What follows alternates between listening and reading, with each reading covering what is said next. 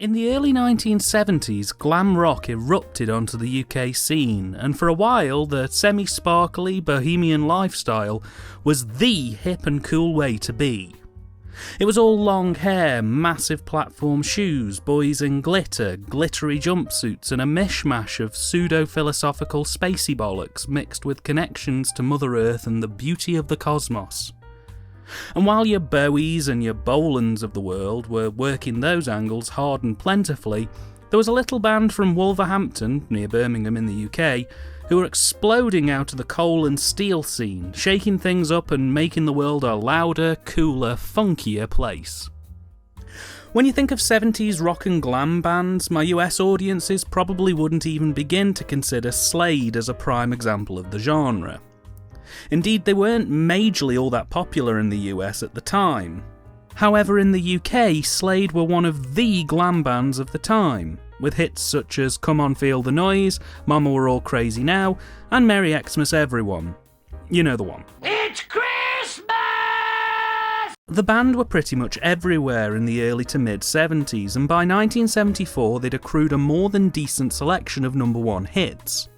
Their manager at the time, the same bloke who discovered and worked heavily with Jimi Hendrix, as an aside, had already decided that this band would be his Beatles, the group that would define his time as a manager and, in effect, make him. The plan for him was simple, well, sort of. Basically, he wanted to get a load of number ones under his belt, then go on to movies for a bit before going a bit arty, out there and experimental. And by 1975, their time had come to finally hit the big screen. And so Slade in Flame exists.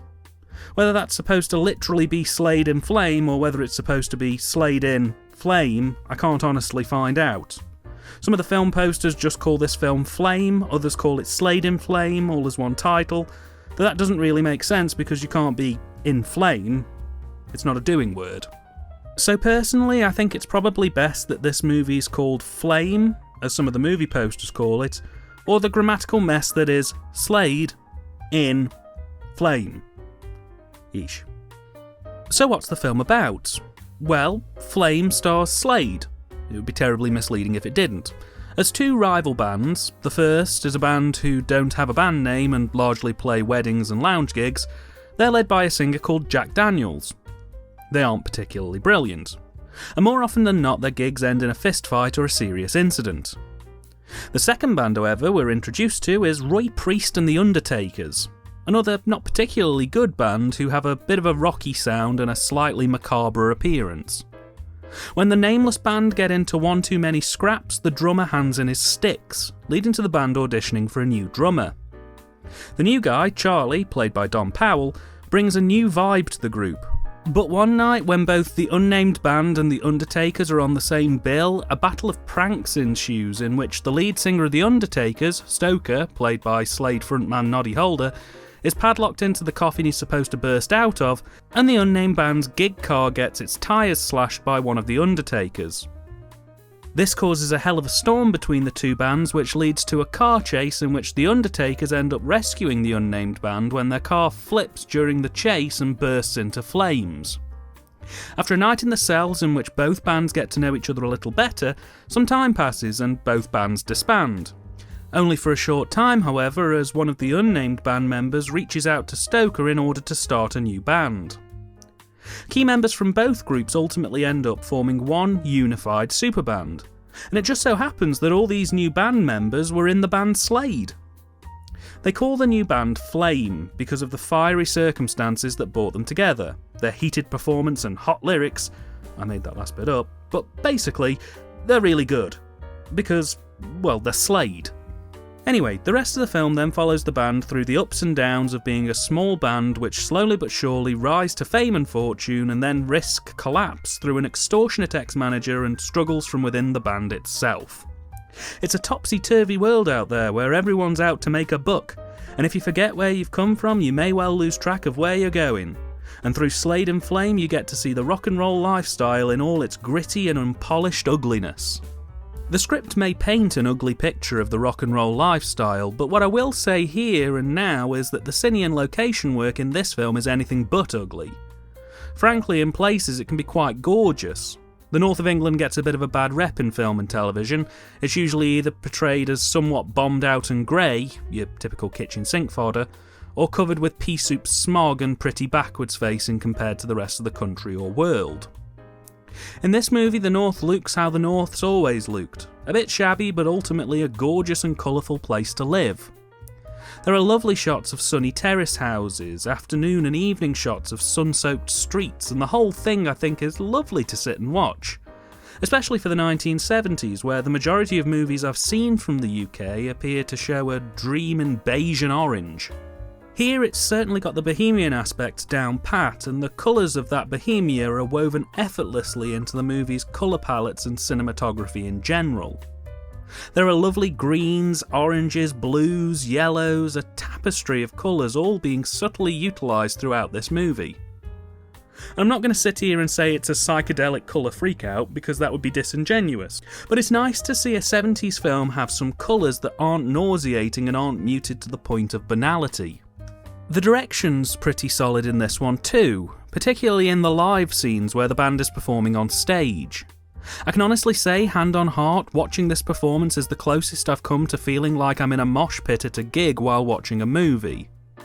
The cameras are actually roving around the audience, and while I'm not sure what lenses they're using during these sequences, they get so up close and personal to the audience that it really makes you feel like you're there. Considering this was Slade's first movie, they've done a damn fine job of directing the band, who for the most part seem to have taken to this like ducks to water. They give a rather naturalistic view of the lads on tour environment that a band on tour probably have. Admittedly, it's quite sanitised, there's very little hell-raising, and the most hedonistic side of the band on tour is reflected through lad banter and a couple of party sequences, but ultimately the film itself is very competently and solidly directed. Particularly the ending few sequences of the band at their after-show party were very powerfully shot, and that attention to detail didn't fail to pull on my heartstrings, as you see the friends who met through extreme circumstances slowly start to fall apart. It's great and very powerful in that sense. While I'm talking about cine and direction, I'll get this out of the way. The movie was directed by Richard Loncraine, who has a good and varied filmography spanning across multiple genres and multiple formats. He seems like a solid candidate for this production, and though he hasn't really done anything that I personally would consider blow your socks off level mainstream greatness, his credits would be the envy of any up-and-coming movie maker, that's for sure. A steady and safe hand is probably the best way to describe his work. The script for this was written by Andrew Birkin, and in order to best prepare him for the type of film he was going to be writing, the band offered to take him out on tour with them to give an idea of what life on the road was like. He lasted 2 weeks before he quit and got started on the script because it was so intense. So the guy had first-hand experience of what he was writing, which I imagine helped a ton. Much like Loncraine, his experiences in writing are wide and varied, and his work spans multiple genres, which I feel really helps to give him a well-rounded writing style. Though I'll get to the script shortly. According to Noddy Holder, a good chunk of this script came about via Birkin's experience of going out with the band, but also from anecdotes that Holder and the band told Birkin from not only themselves, but from other bands who they'd hell-raised with whilst on tour. Bands like Black Sabbath. This helped form the bulk of the script, and the rest either came from a result of the film's funders excising chunks of the movie for censorship reasons or for narrative purposes. Either way, the script is honestly a bit of a mixed bag. I'll get the easiest issue I have out of the way immediately. There's a bit of 70s lads humour peppered throughout the runtime. Not a tremendous amount, but enough to make me cringe a little bit in my seat. Don't get me wrong, I understand this movie was made in the 70s and came from a different time when jokes about gay people, transvesticism and misogyny were more widely accepted, and it's good that they're represented here to give an honest reflection of the time. However, it's a bit dated and a bit uncomfortable to watch by modern standards. Equally, the lack of true anarchy from the band in this is a bit of a miss for me. There just isn't enough televisions being thrown into pools, drugs, sexy parties or smashing booze bottles onto hotel staff's heads for my liking. They're played as rebellious, but the parties are literally just a handful of groupies sat in a hotel room drinking a party 7. It's a bit lame and certainly not as rock and roll as it could have been. That being said, it is very British in that sense. Our parties as a rule tend to be a bit shit. Well, in my experience at least. Finally, I have to mention the soundtrack, which is just awesome. Most of it, if not all of the music, is performed by Slade, and it's a great little soundtrack from the opening titles and How Does It Feel, through to the rockier numbers in the live segments. There's not a duff track in this OST, it's a class act all round, some of Slade's best work in my opinion. Frankly, if it wasn't for the fact that for some reason Slade's albums are ludicrously overpriced on Amazon Music and Spotify, I'd endorse picking up their back catalogues, as it all sounds absolutely top banana in my opinion. Slade in Flame has so far only been released on VHS and DVD, and while I don't have a release date for the VHS, the DVD came out in 2007 and was distributed by Union Square. It's out of print sadly and going for a small bomb online. Frankly, I'm very grateful I got my hands on a copy for under a tenner. It has a couple of really good extras on it, prime amongst them being a 50+ minute interview with Noddy Holder about this movie and about Slade the band in general, which I can assure you was quite riveting. The picture quality here is good and solid and the audio's been cleaned up lovingly, but frankly the sooner this gets a Blu-ray release the better, because I'd love to see a truly grainy, restored and remastered 1080p copy of this film. I think it'd look astounding. I went into Slade in Flame not entirely sure of what I was getting into. On the one hand, I was expecting a movie that would have been in line with films such as Kiss Meet the Phantom of the Park, Tommy or Listomania. On the other hand, I thought it may be a bit more of a narrative-constructed rockumentary like Purple Rain.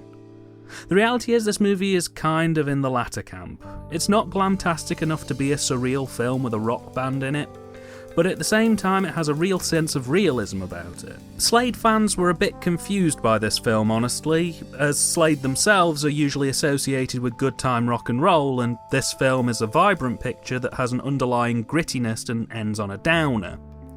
Fans wondered whether this was supposed to be a reflection of Slade the band, or whether it was supposed to be an entirely fictitious experience, or whether it was supposed to be a half and half job. Noddy Holder confirmed in an interview that while there were some elements of truth in this film, it wasn't really a reflection of how Slade's personal journey occurred. Personally, I quite like this one. It's got a very distinct tone and vibe about it, the music, cine and direction are just beautiful. Honestly, this movie screams for a big screen viewing. In a cinema, fully remastered, this could be quite a beautiful watch. It's a gem of a film, and while there are some scripting and pacing issues, that doesn't distract from what's ultimately a well-shot, well-performed little gem. It really needs to be seen by more people honestly, and I for one can highly recommend you check it out. I'd feel confident in saying that in my opinion it's one of the best band movies I've ever seen.